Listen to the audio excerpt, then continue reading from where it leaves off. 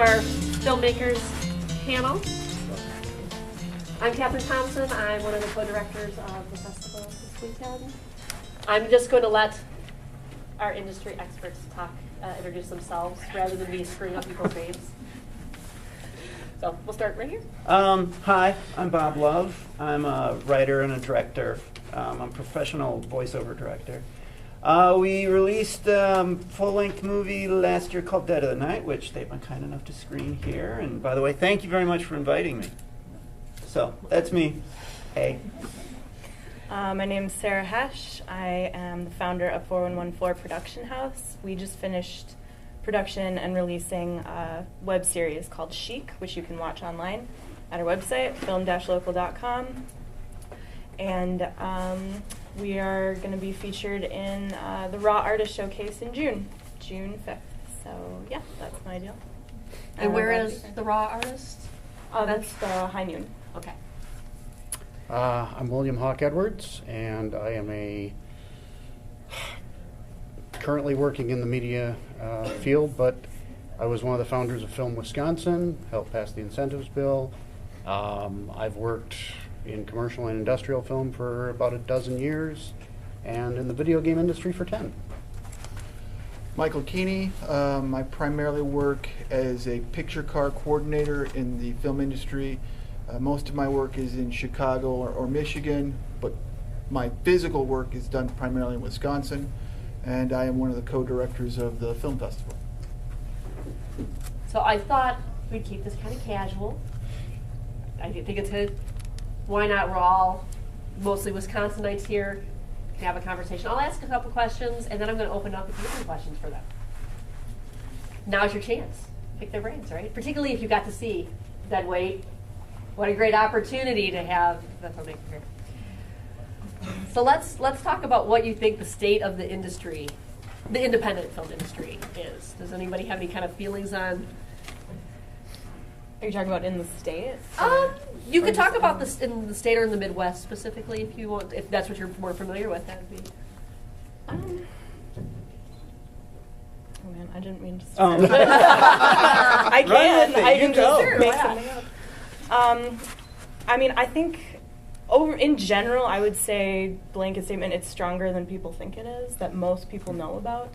There are just. I would like a dozen, maybe more, production companies in Madison alone that do things. Okay. I think the main issue with it is just the visibility. We don't get as much publicity as films that come from New York or LA to produce here. There's not as much awareness of what's already here, but it is strong. Well, and there's lots of opportunities, too. Because with the internet and video on demand and all that, it's not like you need to be dealing with a major distributor to actually get people to see your film. Yeah, that's very true. The democratization of film has become huge because of the technology. It's reasonably cheap to, right now with a laptop computer and a DSLR camera, you could pretty much shot for shot remake Star Wars with a reasonable approximation. But the good news, bad news of that equation is that you also now have to sift through a lot more content to get to something you want to watch. When everyone can make a film, oftentimes they do. And that does make it difficult to find the gems when there's a lot of content out there. I would wholeheartedly agree with Sarah in terms of the visibility. The visibility isn't good, but it is definitely getting better. We've had a couple medium to big films come through the state in the last even dozen years. And for what I do, I deal with the public quite a bit. And I used to joke that it was like you'd go up to somebody and they'd look at you like you had three heads and you were banging two of them together, because they would tell you, you can't be making a film in Wisconsin, because if you were making a film in Wisconsin, I'd know about it, and I don't know about it, and therefore you can't be making a film in Wisconsin. And that has really sort of changed. The public support is always been strong if you can convince them, no, really. But now the public awareness is getting better. Well, I think Wisconsin in general is just really friendly towards filmmakers as far as like getting locations or getting people or whatever. You know, once you get over the initial, really, you're making a Exactly. movie. Yeah. But if you show them you actually have something of value, you aren't just you're making something that people would want to see. Yeah, people will back you up here. So Wisconsin's very friendly towards filmmakers. All right, so that actually leads perfectly into my next question. Can you really have a career in filmmaking living here? Do you feel like if you really want to have a career in filmmaking, do you need to move to Chicago? Do you need to move to LA, New York? Or can you have a career? Yeah, I mean, like supporting Can you yourself? support yourself? there are levels of career. Yeah. That when we started the film incentives, that was the big point. One of the hardest sells with Wisconsin as a film venue is that there is a lack of crew depth. There aren't enough people here who know how to light or do audio or, that. But to be fair, what's funny is we have those people coming out of the universities here every day, and they're very well trained. There are some really great teachers in this state. But the problem is finding the work, and you end up doing a lot of commercial and industrial things to get by. But if your love is narrative film, that sort of thing, eventually you're going to leave. And we're trying to find ways to get more communities, like Bob and Sarah, and groups are working together and kind of spreading the word and co-opting talent and things like that. I'm originally from the Detroit scene, and industrial was pretty much where it was at. If you wanted to work in the industry, you were in industrial. Yeah. You did something for the auto industry at some point. That's what you were doing. So when I came here, I actually truly didn't know there was it going on here.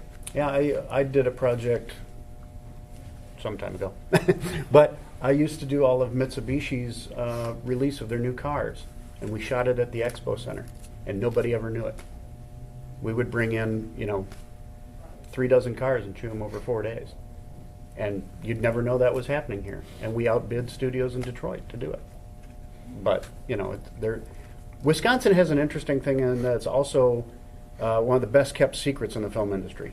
There are a lot of talented actors, producers, directors, all from this state, and you'd never know it. Mm-hmm. And to kind of piggyback on what Will was saying, I would disagree a little bit in terms of you can sort of make a career here. I would say you can make a career here. If you want to drive the Ferrari, no. But if you're willing to live in a reasonable house and drive a reasonable car, and you're willing to work in the industry in some capacity, I think you can make a career in the state.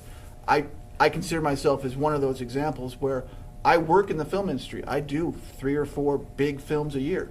Most of the time I don't go to set, but I've got several big productions that I've worked on that are cars and properties that are from Wisconsin that are going other places. So I have a career in the film industry. Can you let us know kind of what it is that you do and what kind of films you've been working on? What I do is, as I said at the beginning, I'm what's called a picture car coordinator. 99% of what you see on the screen of a vehicle is a privately held car. It's not the case that the studio owns it. The studio would rather rent it from me or you and spend some money a day to have a car they can trust and then be done with once the production is over with. So what I do is I go out and find those cars. A production will come to me with a script and say, find what we're going to need. Or a director will come to me and say, I need a 73 Gremlin, and I need it to be yellow. And so I will go out and I will then go out and find a 73 Gremlin, which for me involves a lot of driving around small towns, finding a car, sometimes stalking a car, and waiting for an owner to come out and say, hi, I know this is going to sound like a con job, but... and that's a case where, like I said, I deal with the public quite a bit, and I've found sort of a sea change in the support. But am I on camera? Not very often. I have been. Am I behind camera making decisions? Not very often at all. But I get to be a part of the process, and it is a career in the film industry, and there are dozens of careers in the film industry that don't involve being an actor or a director or a writer or a producer. Okay, so for those of you who are actually producing films, directing, writing them, why here then? If you don't feel like you can really have a strong career here, why did you choose to be here rather than move out and do it elsewhere? Well, and speaking for myself, I did. I went to LA, and I was there for a couple of years. But the reality is, I'm a Midwest boy at heart, and quality of life was a big deal for me. And Wisconsin has a lot of beautiful scenery. Again, there's a lot of talented people here. There's all sorts of things here. But that's really what it came down to, and in fact, that's why I started working with the film office. That makes complete sense to me, quality of life. Yep. I would, Do again, you both completely feel agree. kind of the same way, that you liked living in this area? Yeah. I've never been to LA. I've never really had a desire to move to LA or New York. And for me, because I went to school at Madison Media Institute, and I know from that, I know a lot of different parts of the industry. I know how to shoot and edit and motion graphics and all this stuff. And if I move somewhere else, I feel like I don't think I get the same variety of the work. Okay. I like the challenge of, and I like the challenge of building things from scratch a little bit. I don't want to go somewhere that's just kind of there and it's like, there you go, you know. Okay, that makes sense. Well, I'm going to be the odd duck. But Okay.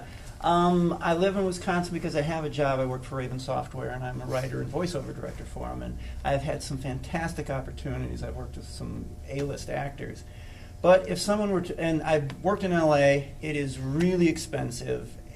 But if someone were to throw $1 million at me and say, make a movie, boom, I'm gone. So, Okay. yes, that's what I would do. So, At one time, Wisconsin offered a number of production incentives, and it seems kind of a hot button issue. I don't know if you guys are familiar. At one time, come make a film here and we'll kind of give you an incentive to do so. I don't know how much that's really the case anymore. I know that Will actually worked on that to some extent. Yeah, so I was one of the 7 founding members of Film Wisconsin, which was an organization.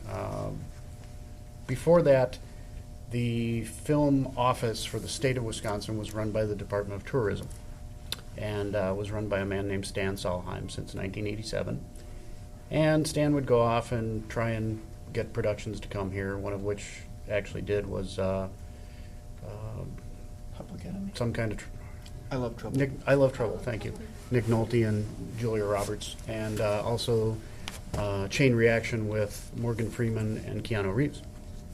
But again, those projects were always few and far between, and Wisconsin didn't really have a lot to offer other than,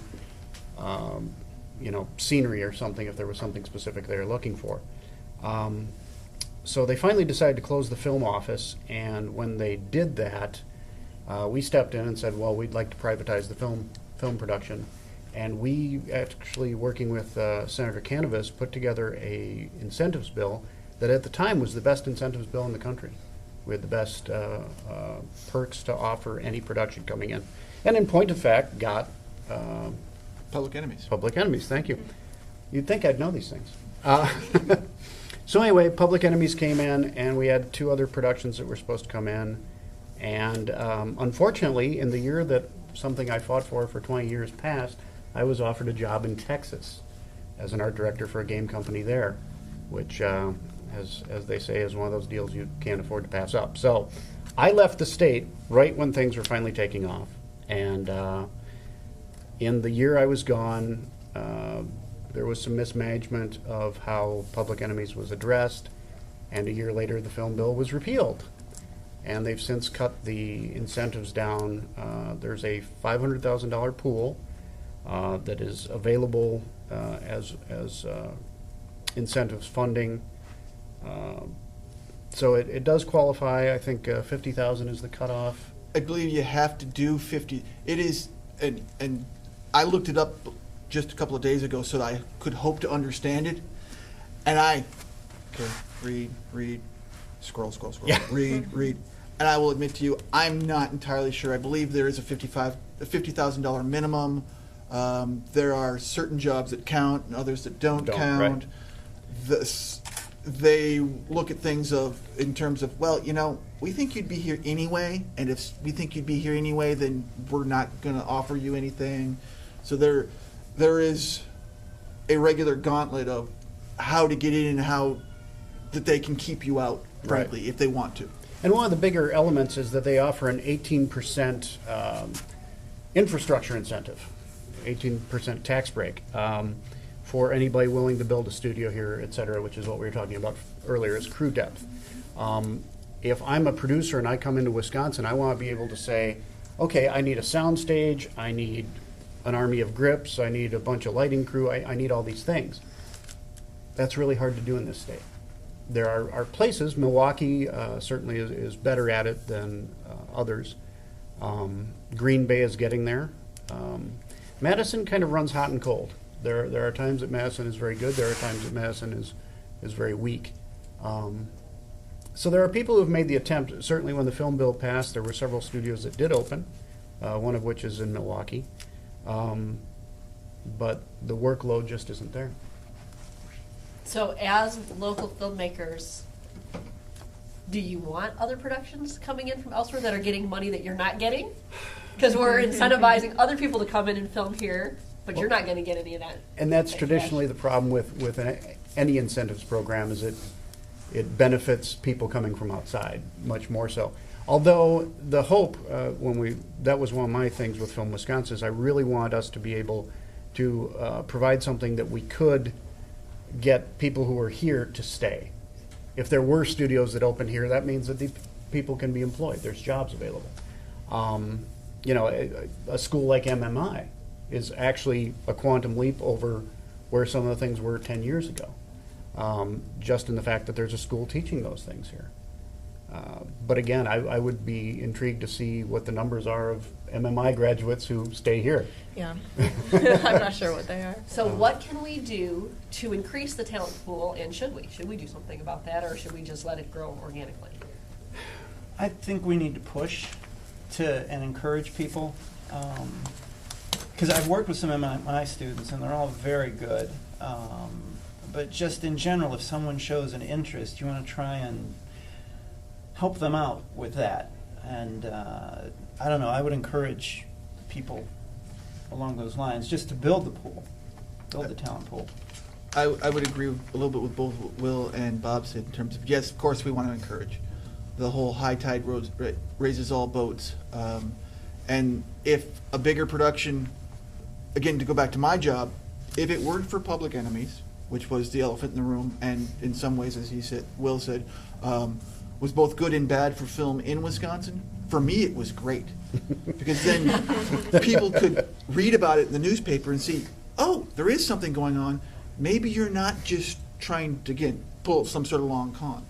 So certainly we want to encourage that, and as one of the co-directors of this festival, that's part of this purpose, is to raise awareness, is to help build crew depth.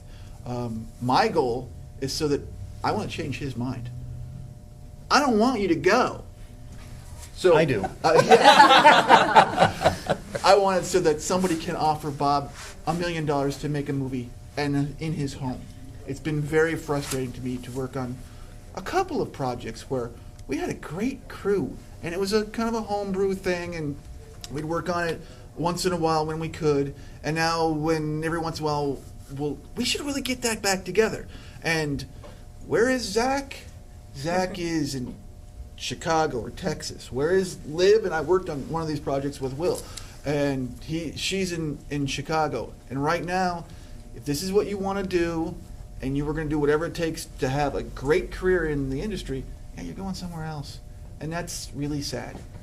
And it's frankly unfair, because we don't ask LA to move around, and they get upset now that other incentive programs are coming along, and they have to, I had to be on the road 6 weeks last year. If I wasn't on the road 6 weeks, I wouldn't be doing any work. So I have a question for the audience. How many people here are filmmakers?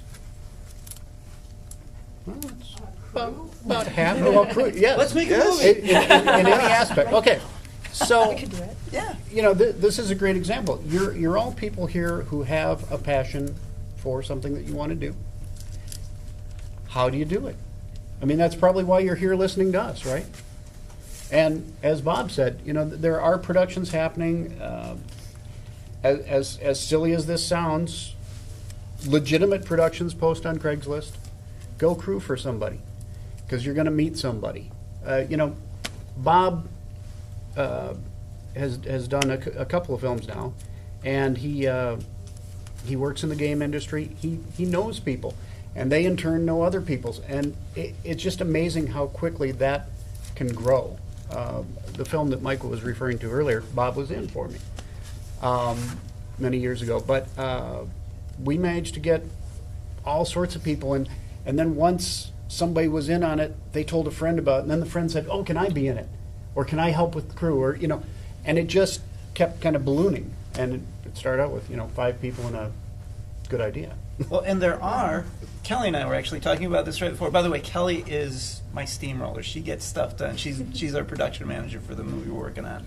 But there are all these clumps of people that they don't know each other, and if we could all get together, we could all make movies.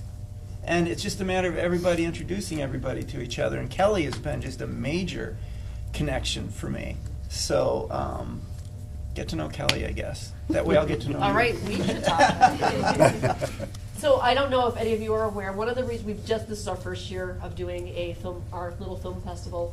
We hope that it will continue to grow, and we're moving to a theater setting. And one of our goals is to offer scholarships to film students here in town.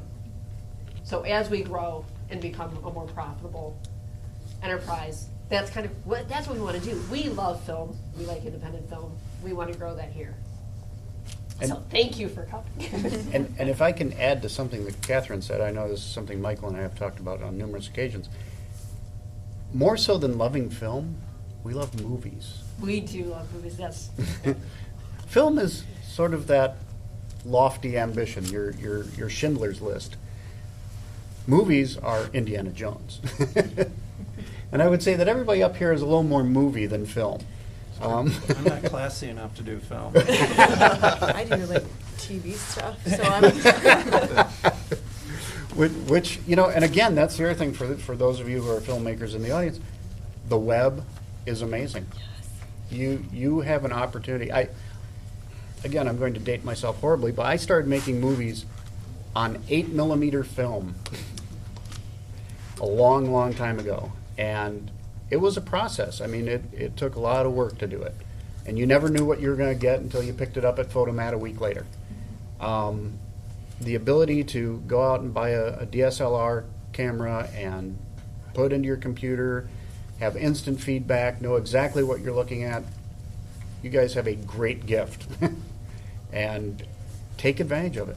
You live in a very unusual time for filmmaking. So I'll give you a 2-part question so you guys can think about it for a minute. What doesn't Hollywood know about what's going on here in the Midwest in the industry, and what are they doing better than we are in that? But crew depth is what they do better than we do. Mm-hmm. They can have a stampede we can't do. What they don't know is that we can be anywhere in the world if we plan carefully within 3 hours of here. We got sand dunes. We got frozen tundra. We got oceans that you can't see across. You can go anywhere just about anywhere cinematically without leaving the state. And that is an advantage that I think. So maybe Hollywood would be unaware of that. Yes. Okay, that makes sense. So I assume, I don't know how you guys feel about that making movies is fairly difficult. Getting funds to put it together, finding your crew to put it together, getting people who that's not what they do for their living all the time, so working schedules. I think the number one thing to being a filmmaker is tenacity. You can't let anything stop you. If you can't find that crew member, you talk to people. Someone's going to pop up. You just can't stop. And I know it's a trait. Yeah. Frankly, make that filmmaker. If you can't find that person, that crew yeah, member then you train that person make up. Them. Or you become that person. Yes. Because you're going to hit those nights where things are going to break down, and the average person, not that we're superheroes, we're not supposed to tell people that. But things are going to break down. Things are going to happen. You can't let them stop you. You have to have the tenacity to keep moving forward. Even if it's raining, even if the truck broke down, even if your lead actress pulled a gun on you earlier, you just got to keep shooting. You know? So is that a story that we should hear about? There's still a trial. I'm not supposed to talk. I would also talk about the power of lists and organization as well. It's Oh, then you're right. critical. A woman after my own heart. Yes. We, just from my own experience, we had 6 full-length episodes to shoot. So we had, schedules for every single day. We had to figure out who was where and when they were coming in. We had just pages of props and costumes. And, you need to have the organization. Just either you do it or find someone that is good at it, because that will kill you. Disorganization, it's a killer. And again, that's kind of the Hollywood thing too. The unsung heroes are the production managers and the line producers and all the people who make sure that things show up where they're supposed to show up, when they're supposed to show up. Continuity. Yeah, exactly. Even something as simple as shooting cars. It's amazing all the elements that go into that.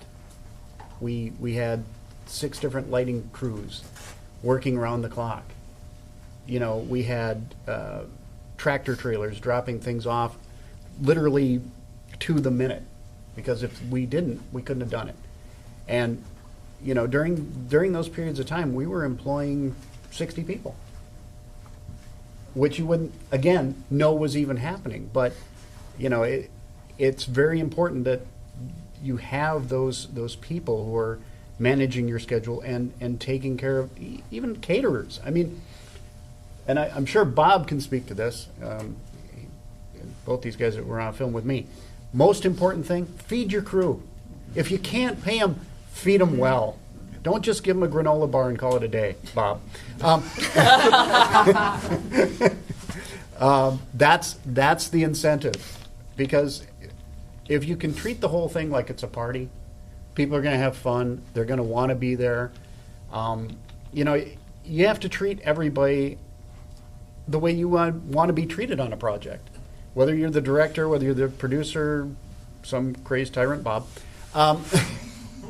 Not denying. No, actually, I'm picking on Bob, but he's a great guy. He's Just ask me, I'll tell you.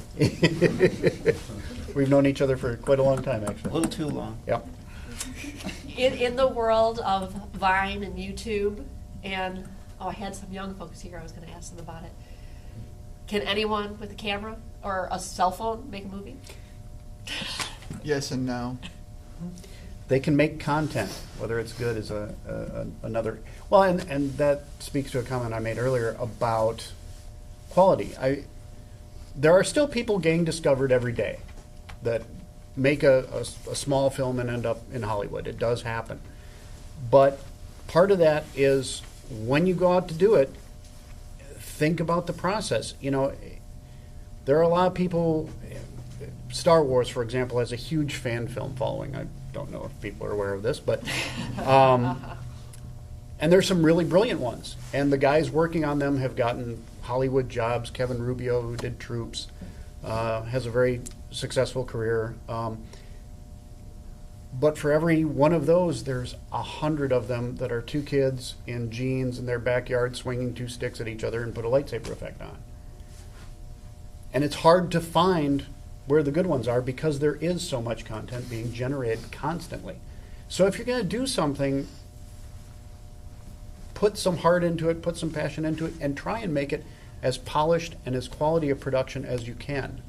Now, I'm not saying if you can't get, a hotel room for your set or get a Ferrari for your hero's car, those aren't the important things. Just make sure that what you're shooting, the quality is coming through. If your action hero's driving a Volkswagen instead of a Ferrari, don't draw attention to it and make it seem natural. Make it seem like something you'd see in a feature film. Well, it's like Robert Rodriguez always talks about. When he did El Mariachi, he was saying that you need to write the film for what your resources are. Don't overstep what you can do. If all you have is a Volkswagen, then write your story around that Volkswagen. If you only have 2 good actors, write that story for those 2 good actors. Don't overstep your bounds. Yep. And the reality is, I'm sorry, there's a question. My favorite example to give to people is classic Reservoir Dogs. Mm-hmm. Because Yeah. it had 3 sets. That was it. Yep. And 6 black suits. The reality is the only thing you truly, for the most part, have different than every other filmmaker isn't your gear, isn't your Volkswagen, isn't even your crew, because I can rent your crew if I want to. It's your head. Exactly. So that's what's going to make you different, and that's what you need to work on.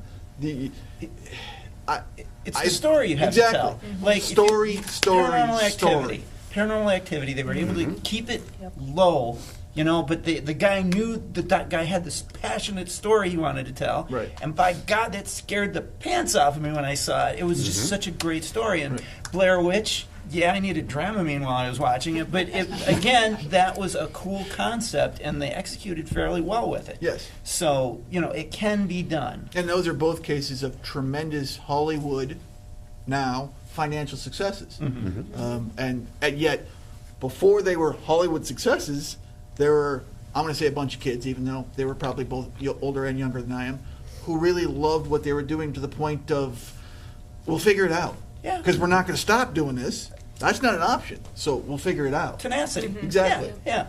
And I think we do it.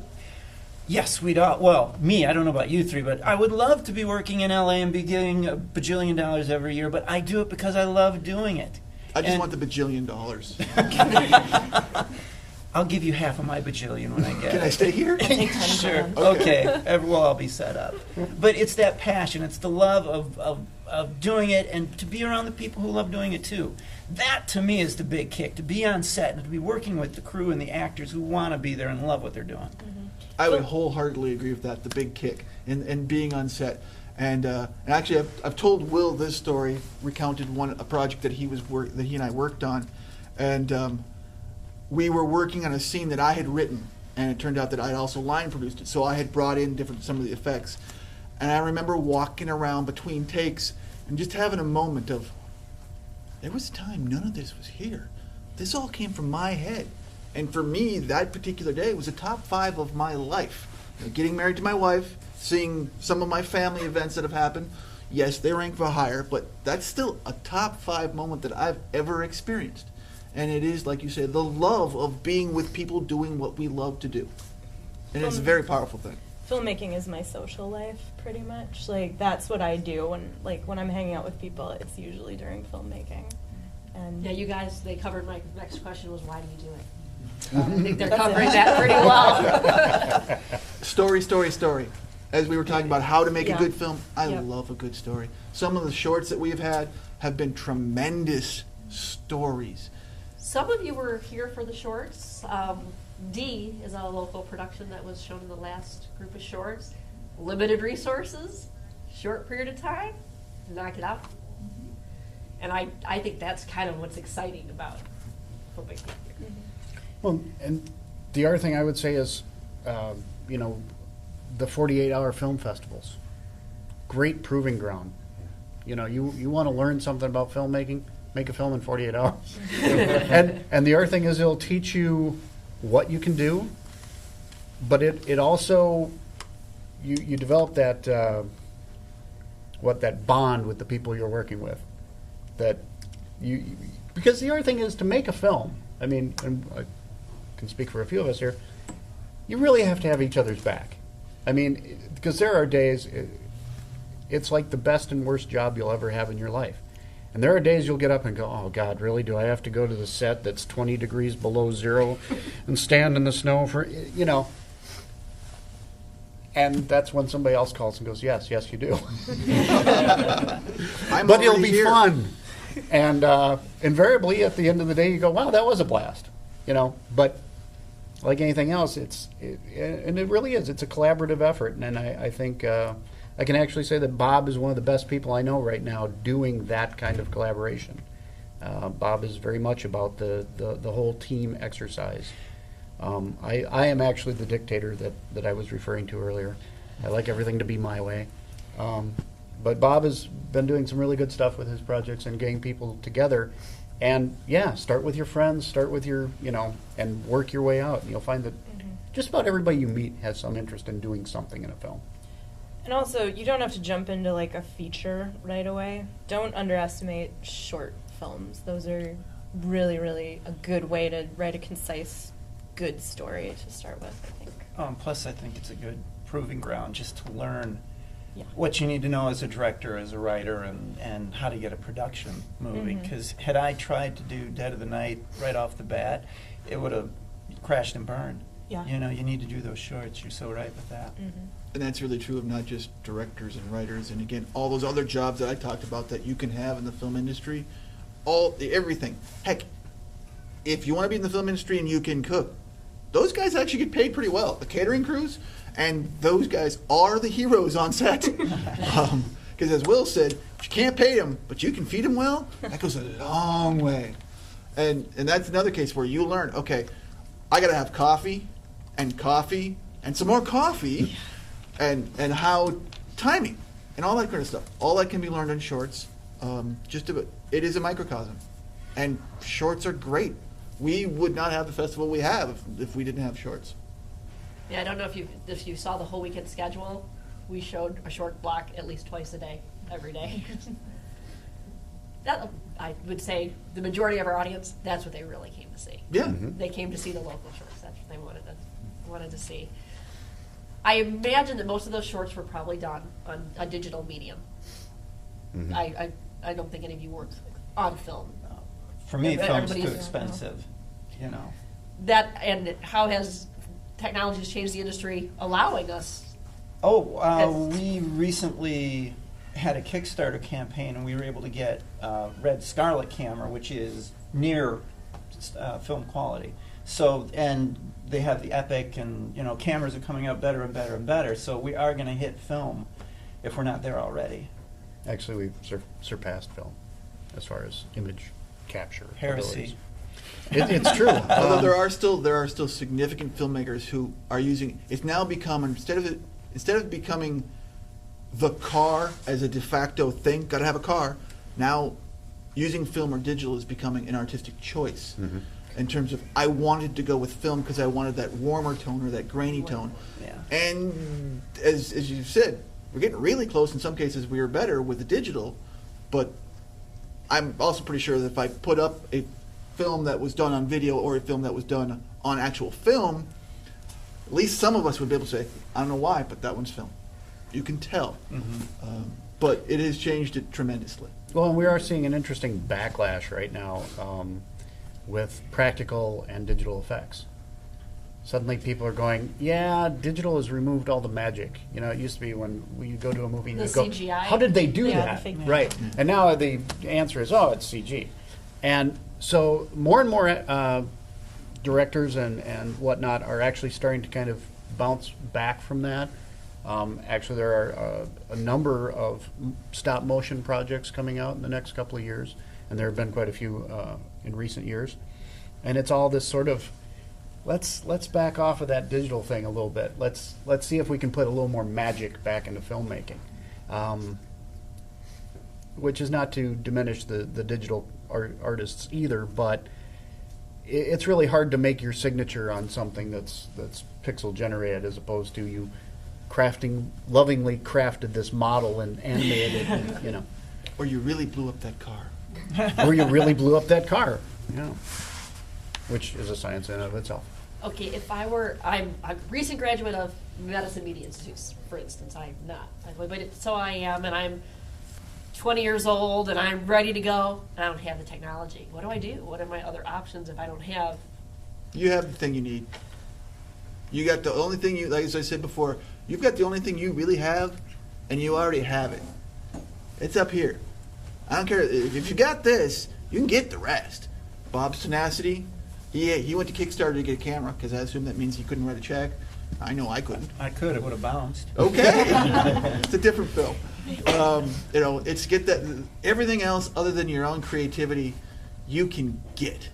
You got to have that. You got to have the desire to tell a story, the tenacity to get better at telling a story. But you got a cell phone. You got a plug that will plug into your cell phone so you can you get decent audio to get them to sync. Those are critical, but who doesn't have access to that?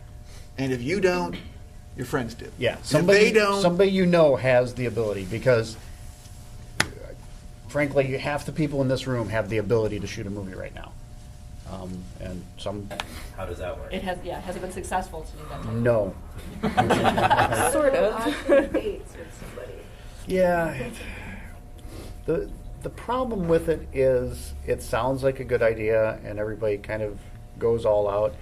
And the minute people go all out, they're spending more money on making the appearance at your event for themselves than giving you money to have the event.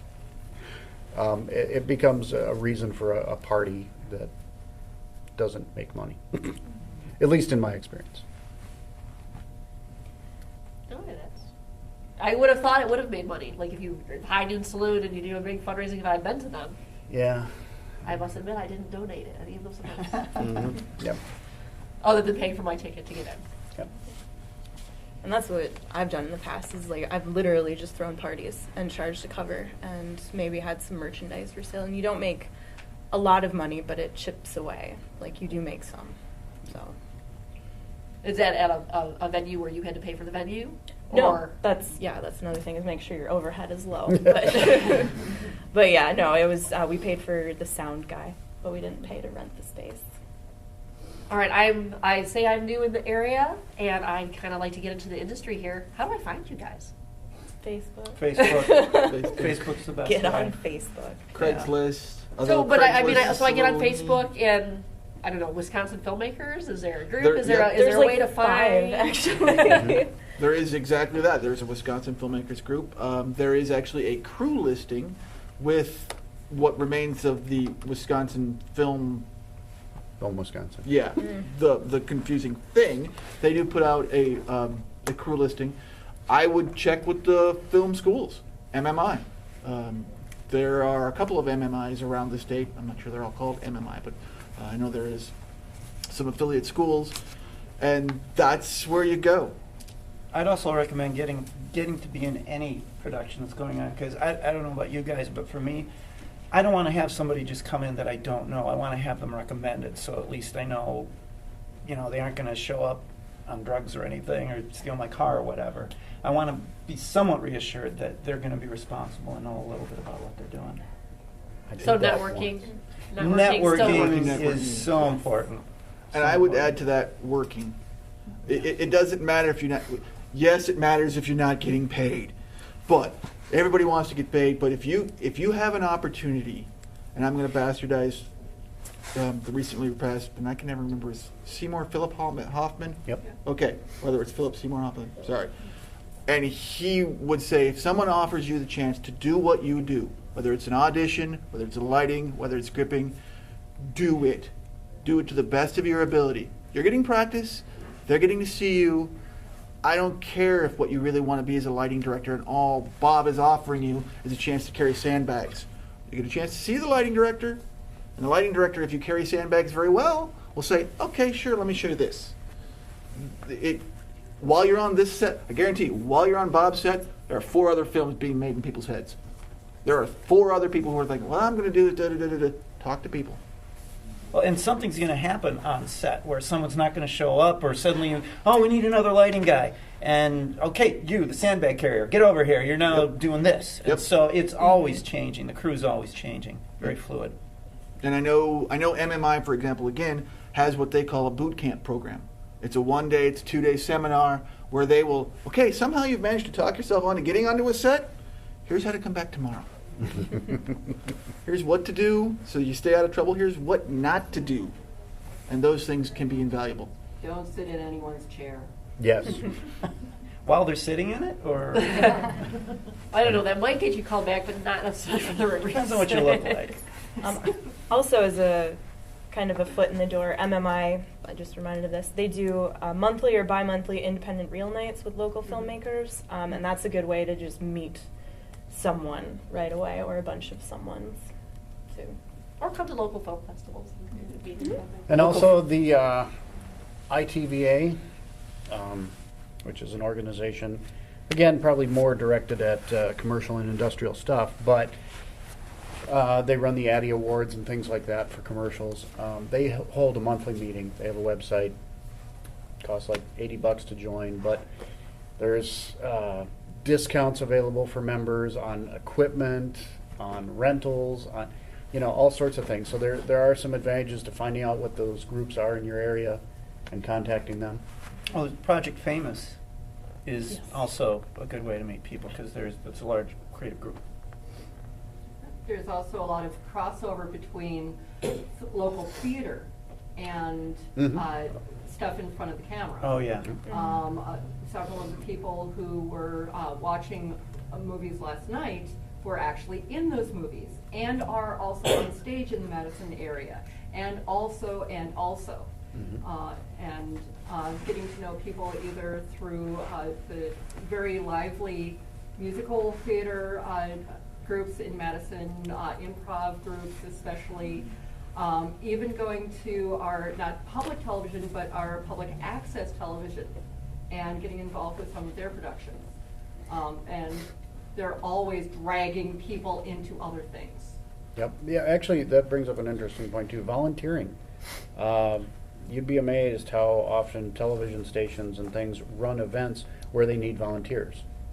And, showing up for those things and making an impression on somebody can lead to work.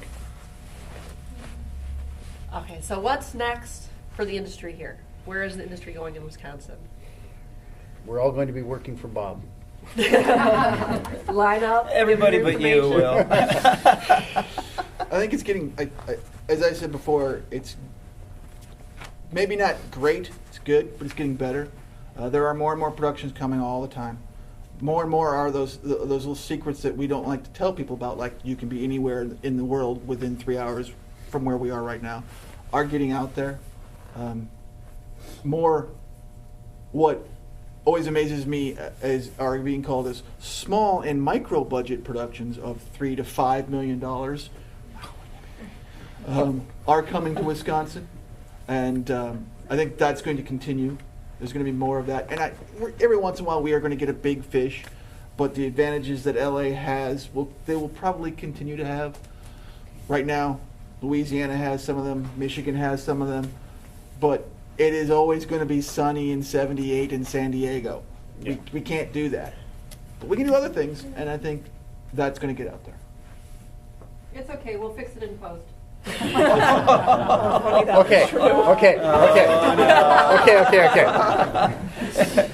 Here's where I have to make a comment to all you young filmmakers in the audience.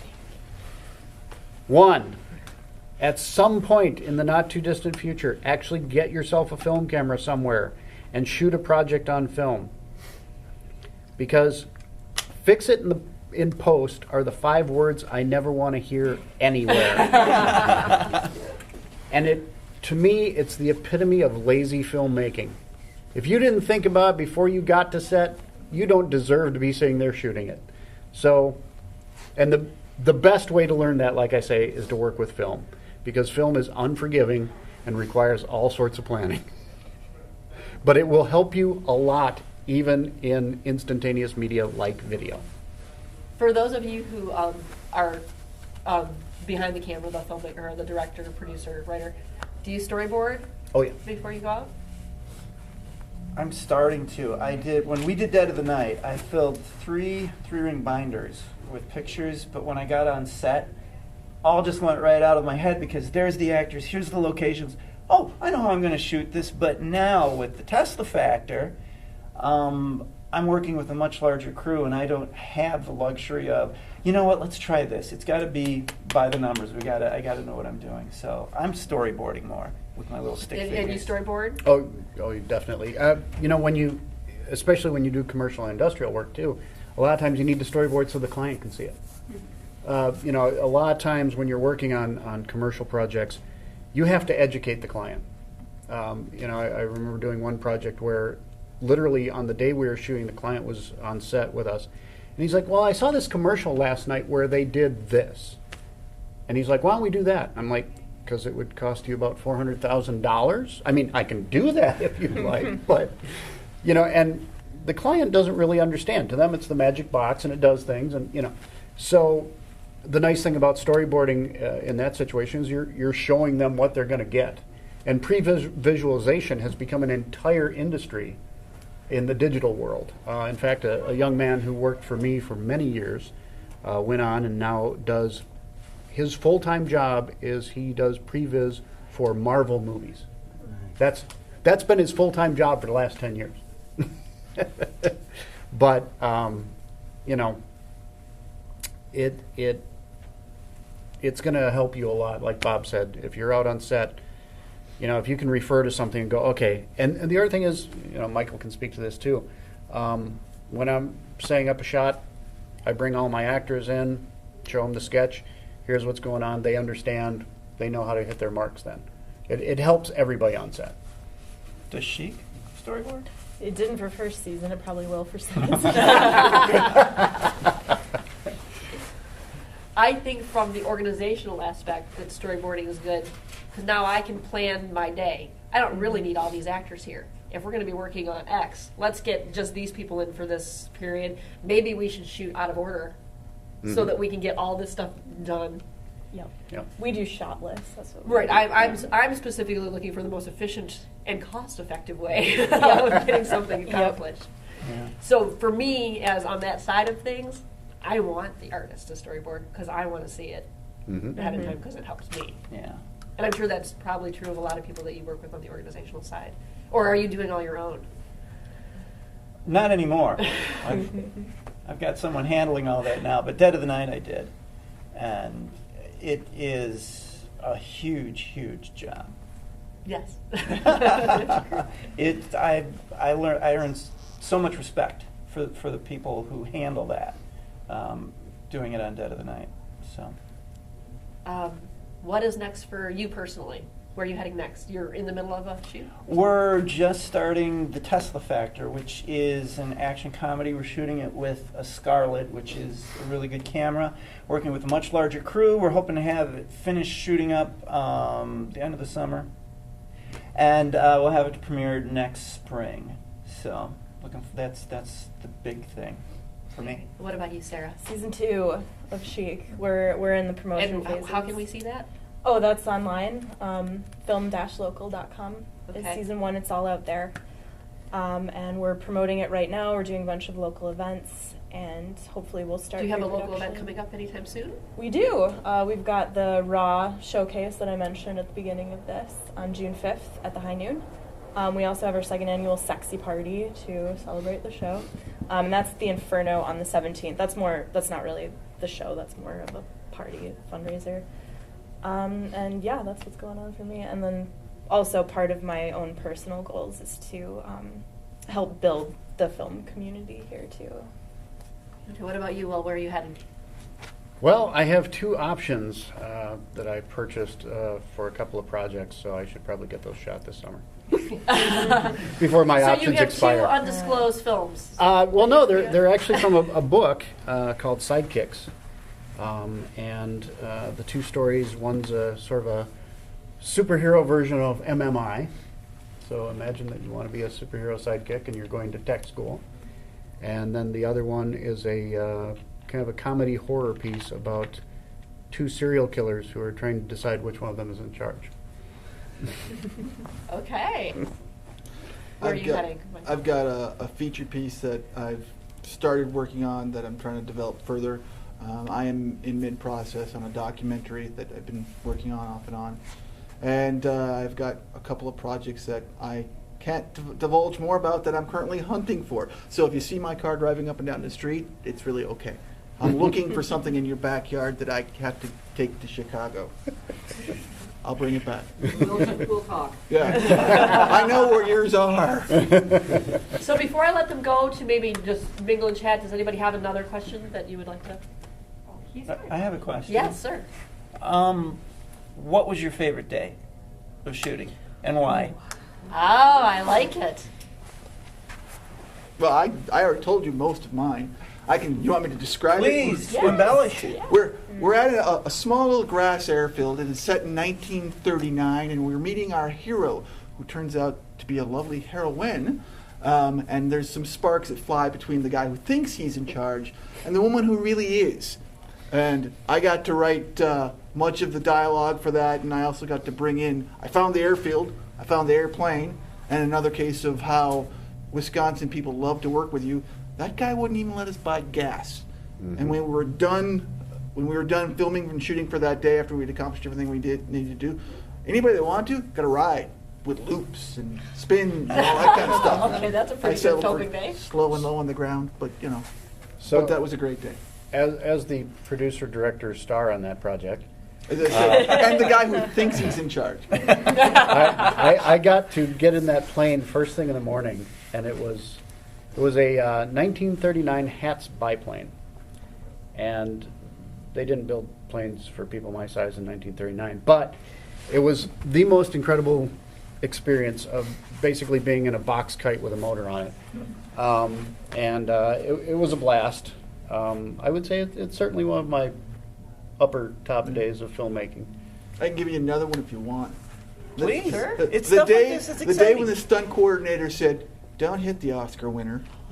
Just ruffle her skirts a little." And I'm driving a 1935 Chevy with mechanical brakes, and it has just rained. And I said, "You want what?"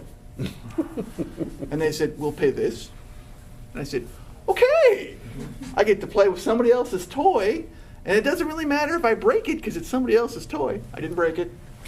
So the days, and really the days of Public Enemies where I learned, I thought this was going to be working with the best of the best with honors, sir, just bigger. And I kind of really learned that, as I said before, we can do this here. They got more, they don't got better. And that was a powerful day in learning that. So. All right, Sarah, your best. I know, I've been thinking about it. The whole thing was a lot of fun, Chic was. I think my favorite was near the end. It was episode 6, and we were shooting in the basement of the apartment building that we were shooting in. And I'm in the show, but for this day I got to run the camera, because I also do that. And the shot is 5 minutes, and it's one take. And it worked out perfectly. Like everyone, Isn't that a great feeling? Yeah, I mean, we did it, a couple of times, but everyone, like the final one that we used, just everyone captured their character perfectly. The sound even turned out great, weirdly. And I just, that was probably my proudest moment, I think. Yeah. It was very rewarding, but really the whole shoot was more or less great, except for the disasters, but but otherwise it was wonderful. And this is where all heads turn to the guy who asked That's the question.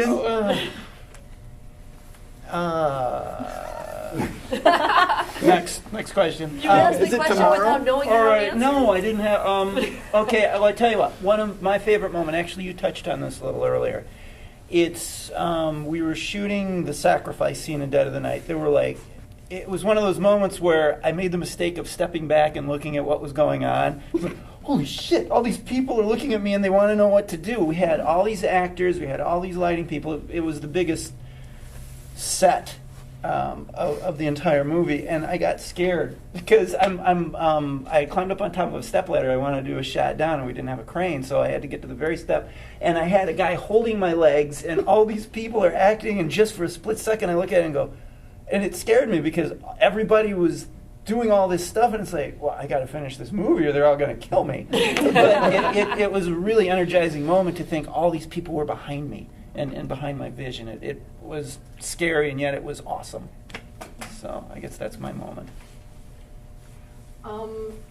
What quote-unquote non-movie skills have you had to use to get your movies done? Being comfortable with being uncomfortable. Get used to it. Yeah. And for me, that means I'm a relatively shy guy. I know I'm going to have to call 10 people before I get one maybe, and I'm going to have to take 10 maybes before I get one yes. And just knowing that the epiphany is that there is no epiphany, and the only way to do it is, here we go, and just keep grinding until you get there.